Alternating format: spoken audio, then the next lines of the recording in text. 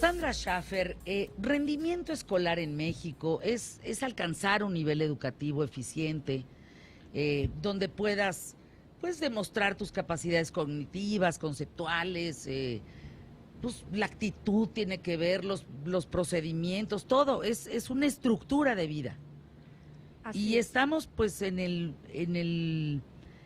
digamos, en el centro del huracán, por decirlo así, en donde todo el material escolar se genera en esta fábrica. Eh, Plumones, mapitas, plastilina, lápices, todo. Creo que no hay mejor lugar para hablar de rendimiento escolar que aquí, que tenemos todo lo que usamos cotidianamente en los colegios y en la casa, ¿no? Para hacer las tareas, trabajos, etcétera. Y algo importante, como dices, pues se habla mucho del cuál es el rendimiento escolar, qué pasa cuando hay un bajo rendimiento escolar, que es algo que nos preocupa a muchos, ¿no? Como terapeutas, como maestros, como padres, de poder ayudar a nuestros hijos en que haya un buen rendimiento escolar. Pero son varias las causas de un bajo rendimiento escolar. ¿Qué ves en el campo, a lo que te dedicas, en Psicoaprende, en la Fundación de Neurociencias? ¿Cuál es el distractivo de los chavos? Aquellos que tienen la oportunidad de tener una escuela, ¿por qué sí la aprovechan? ¿Por qué no? ¿Qué está pasando allá afuera? Mira, algo importante es la estimulación, ¿no? Cuando tenemos la parte de estimulación y una buena capacidad intelectual, que obviamente la mayoría la tienen, lo que necesitamos es un colegio en donde pues nos brinde las necesidades individuales de cada uno de los alumnos, y eso nos falta mucho. También hay situaciones en donde podemos hablar de la parte emocional, que en donde el niño puede perder atención, puede perder gran parte del trabajo que se está haciendo por diferentes situaciones a nivel de casa, por problemas conductuales, por problemas de aprendizaje, por problemas de lenguaje, el TDA famoso que luego lo hablamos mucho, pero que tiene que ver también fuertemente con el aprendizaje, ¿no? Cuando hablamos del aprendizaje escolar necesitamos diferentes funciones. Es la entrada del aprendizaje, la integración, el almacenamiento de este aprendizaje y la salida. Entonces ahí estamos hablando pues de la entrada es toda la parte perceptual, toda la parte que encontramos en el medio que tiene que entrar para que podamos integrar este aprendizaje y posteriormente poderlo sacar, que lo sacamos a través de la lectura, la escritura, el lenguaje, etcétera. Pero aquí influyen varios factores, Fernanda, es decir, tenemos el factor de la atención y la concentración, en donde si nosotros no podemos poner atención, prácticamente el aprendizaje se ve afectado. Tenemos esta parte que hablamos mucho de la hiperactividad, la impulsividad, en donde el niño no puede tener un autocontrol o una autorreflexión. Tenemos la parte emocional. ¿Qué pasa en casa? ¿Qué pasa cuando hay un divorcio, cuando hay una situación económica que pues aqueja toda esta situación en los niños, cuando hay violencia, etcétera? Eso también ayuda a que el niño no pueda concentrarse y poner atención en clase y aprender. Y bueno, cuando tenemos un problema en el aprendizaje, ¿no? Es decir, no estamos teniendo todo lo que requerimos para poder aprender. Entonces, hay ciertos focos rojos que podemos ver desde pequeños, por ejemplo, niños que les cuesta aprender los colores, las formas, las figuras, los números, las letras. Ahí empezamos a ver ciertos focos de qué está pasando, ¿no? ¿Qué puede haber? Y cuáles son las necesidades específicas de esos niños para poder entrar a un aprendizaje fluido, fácil, etcétera. Y también hay algo que a mí me gusta mucho hablar, que es, yo he visto la competencia entre escuelas. Siento que ahorita meten tantas cosas en las escuelas y dejan a un lado el juego. Muchas necesidades que tiene un niño en donde se crea mucho aprendizaje a todos niveles, porque no hay tiempo. Es decir, si tú te fijas lo que ahorita te ofrecen las escuelas y hacia dónde se inclinan los padres, y luego en las tardes todas las clases que tienen extraescolares, hay poco tiempo para que el niño juegue. Y mucho del tiempo que utiliza actualmente el niño son con los videojuegos. Entonces, los teléfonos, ¿no? Básicamente sí, los están... teléfonos, las tablets, el Xbox, todo eso, que realmente más allá de darnos un aprendizaje que requerimos, pues nos causa otro tipo de desventajas y problemas. Sandra, entiendo que el sistema educativo que tenemos hoy en México viene un tema de Vasconcelos, en donde, si lo puedo poner en palabras muy sencillas, es repite como loro, ¿no? Repite como loro, repite como loro, repite como loro. No pienses, no razones, no reflexiones, no hay disentimiento, no hay nada de eso. O sea, repite como loro. Capital de tal, 2 más 2 son... O sea, no... Claro, y no hay integración de esos conocimientos. Todo eso, conforme va evolucionando y se suma el poder aprender pronto a través de un teléfono, porque nos pasa a nosotros adultos, tenemos una duda, pues entras a Google. Y lo buscas. La maestra Google, pues es la que te saca adelante de muchas cosas. Lo buscas, se soluciona. Si no sabes, lo averiguas y estás del otro lado. ¿Cómo hacer que se integre estos sistemas en la cabeza de un niño? Porque lo otro parece ya muy aburrido. O sea, el capital de con... Eso ya el repite, ya parece muy aburrido para ellos. Claro, y aparte ahí necesitas un niño que tenga una capacidad de memorización muy alta. Pues la tuvimos todos nosotros, ¿no? Sí, y bueno, pero también habían niños que, por ejemplo, si tú estudiabas 2 horas para aprenderte para un examen, y habían otros que necesitaban 4, 5, 6 horas porque no tenían esa capacidad también. Y finalmente terminabas el examen y ¿qué te pasaba? Muchas cosas ni te acordabas, porque no había, como lo que tú dices, esa relación, esa integración realmente del conocimiento. O sea, buscábamos una calificación. Así es. Así se nos hacía creer que el rendimiento escolar tenía que ver en función de una calificación. Y actualmente sí no en función de criterio, de aumento de criterio. De entender, o sea, de no razonar. me importa tronar biología mientras comprenda yo cómo está el tema, ¿no? Así es. Actualmente sí hay muchos colegios que han cambiado esta parte, ¿no? En donde tienes el sistema Montessori, tienes varios sistemas en donde vas aprendiendo a través del manejar el material, de observar, de ir a museos, de integrar información, etcétera. Pero aquí algo importante es ver a cada niño como un individuo, que eso es lo que nos falta dentro del colegio. ¿Cuáles son sus necesidades? ¿Con 60 mocosos en un salón? Pero te vas dando cuenta, ¿no? ¿Cuáles son las necesidades de cada uno? Porque el 80% de los niños van a aprender fluidamente, pero hay entre 10 y 20% de niños que van a tener ciertas dificultades en ese aprendizaje.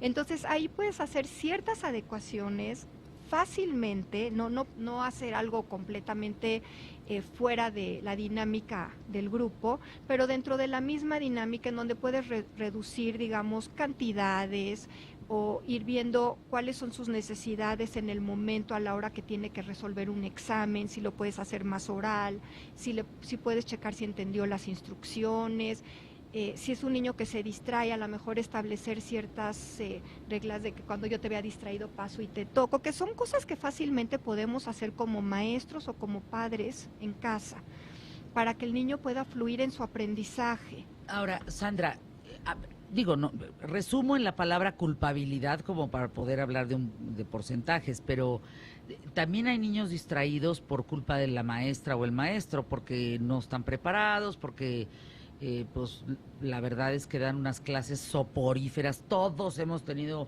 aburridas. Maestros que dices, bueno, no, pero pues que por Dios, ¿a qué hora acaba esto? O sea, qué suplicio.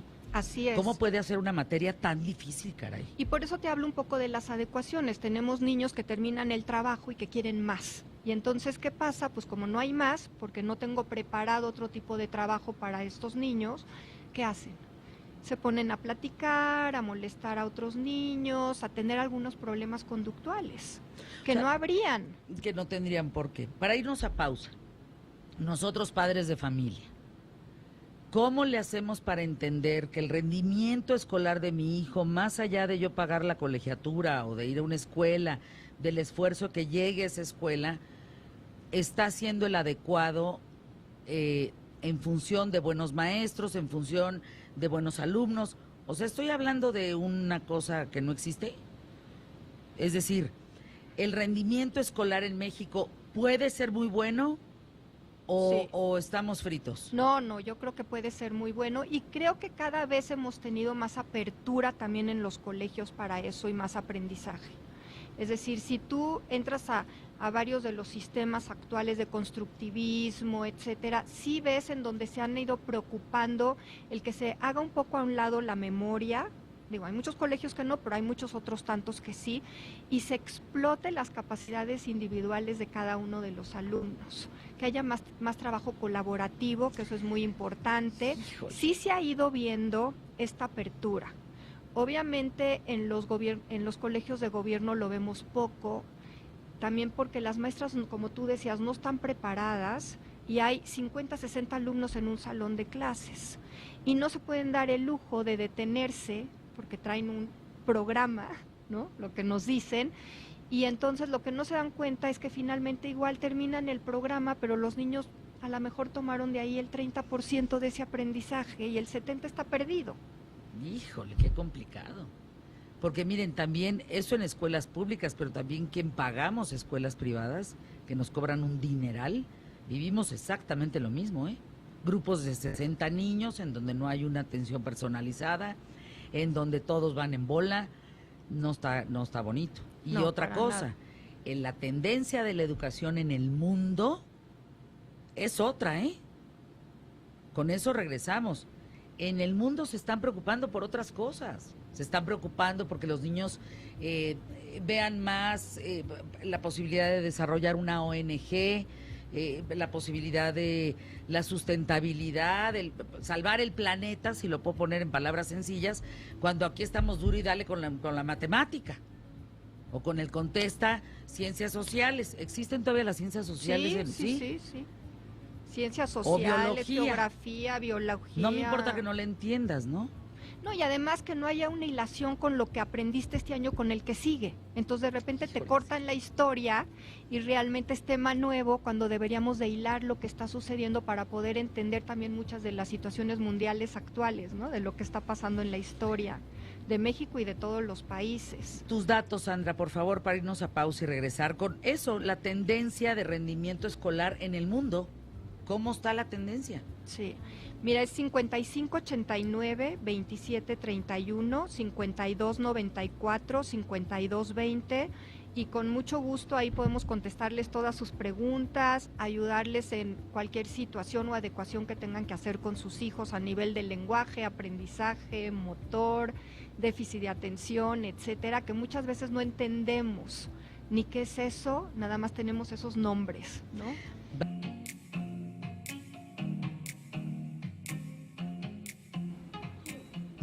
Maestra Sandra Schaffer, hablando de rendimiento escolar, ¿qué tendencias ves en el mundo en el sentido de rendimiento escolar en otros países? ¿En qué están trabajando que a ti te gustaría que en México se pudiera aplicar eso que está funcionando? Claro. Mira, yo veo que lo que están haciendo es que los niños aprendan a razonar, no aprendan de memoria y vayan mucho por sus intereses, vayan escogiendo el material que tienen que ir aprendiendo. Es decir, aquí la idea es, sí tenemos un programa y sí tenemos que llevar a que el niño aprenda en determinado grado escolar ciertos niveles de matemáticas o de español, etcétera. Pero también ir viendo cuáles son sus gustos, sus necesidades para ir llevando ese programa.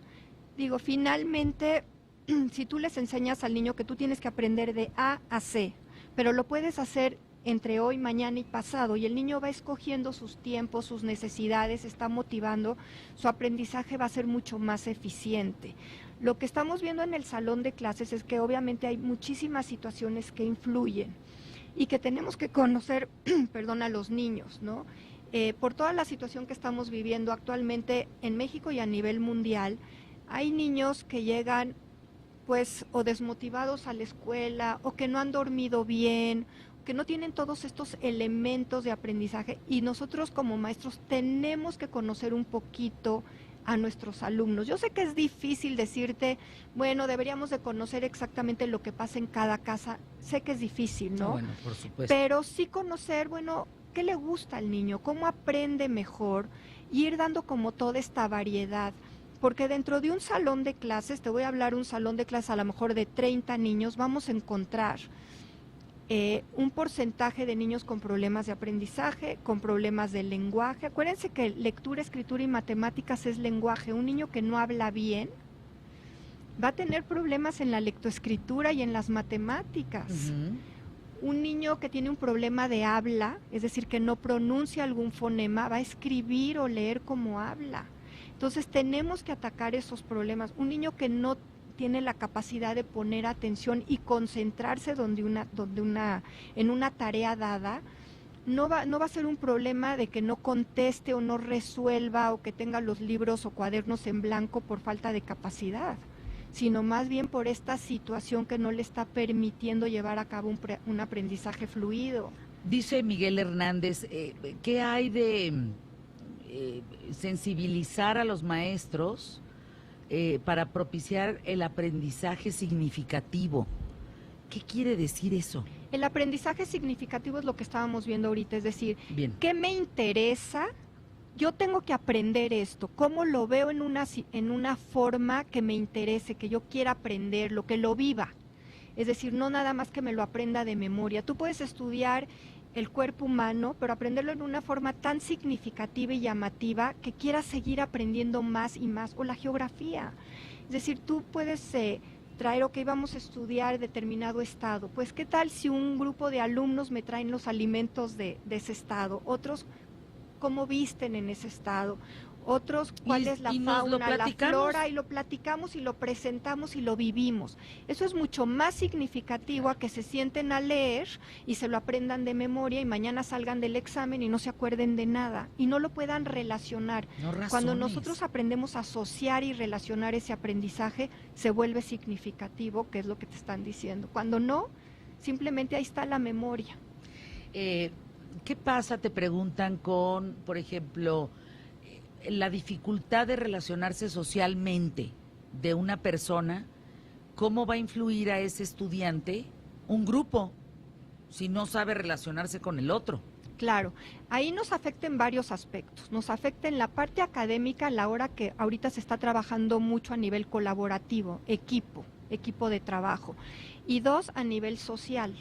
Si yo no me puedo relacionar con mis compañeros, también te voy a decir algo, muchos de los niños me dicen, yo no me concentro en clase, porque estoy pensando qué va a pasar conmigo en el recreo, con quién voy a estar, qué voy a hacer.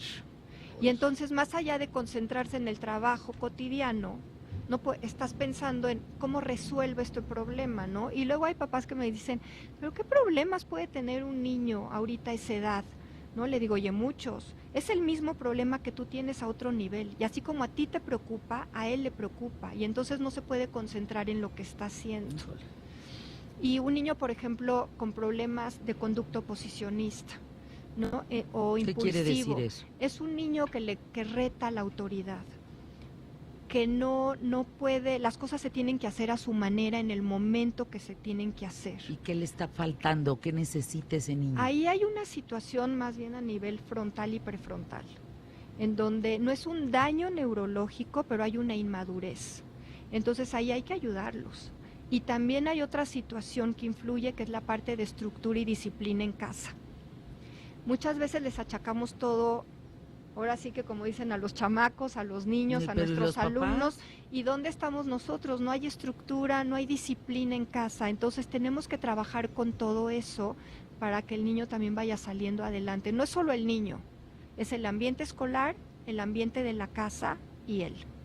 Gracias, Sandra Schaffer, por estar con nosotros en los micrófonos de ¿Qué tal, Fernanda? Tus datos, si eres tan amable, porque estás dando terapia, que eso también pues es un aliviane, ¿no? Como dirían de manera sencilla, para poder aprender mejor. Claro, hacemos los diagnósticos, las evaluaciones para poder exacto qué es lo que saber qué está pasando con el niño a todos niveles, a nivel emocional, cognitivo, de aprendizaje, lenguaje, etcétera, y poder llegar a un diagnóstico adecuado y poderlos ayudar de esta manera con lo que más necesitan.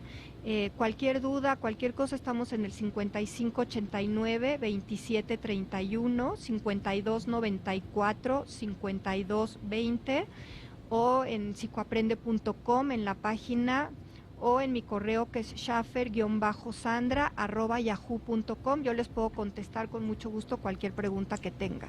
Muchas gracias, Sandra.